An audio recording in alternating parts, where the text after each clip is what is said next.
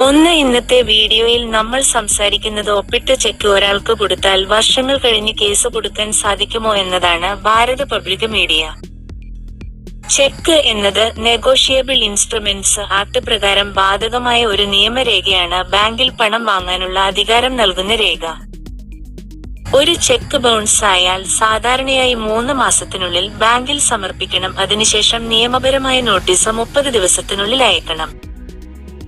Notice ലഭിച്ച ശേഷം 15 ദിവസത്തിനുള്ളിൽ പണം അടച്ചില്ലെങ്കിൽ മാത്രമേ സെക്ഷൻ 138 പ്രകാരം ക്രിമിനൽ കേസ് ഫയൽ ചെയ്യാൻ സാധിക്കൂ.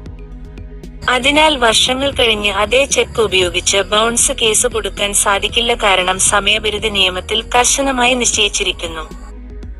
പക്ഷേ ശ്രദ്ധിക്കണം, ചെക്ക് കൊടുത്തത് കടം തെളിയിക്കുന്ന തെളിവായി മാറും. അതിനെ അടിസ്ഥാനമാക്കി സിവിൽ പണം വീണ്ടെടുപ്പ് കേസ് പിന്നീട് കൊടുക്കാൻ കഴിയും. അതുകൊണ്ട് വെറും വിശ്വാസത്തിൽ ഒപ്പിട്ട ബ്ലാങ്ക് ചെക്ക് ആർക്കും നൽകരുത്. തീയതി, തുകയും പേരും എഴുതി മാത്രമേ നൽകാവൂ. ഇതൊരു സാമ്പത്തിക ബോധവൽക്കരണ വീഡിയോയാണ്. ഭാരത പബ്ലിക് മീഡിയ.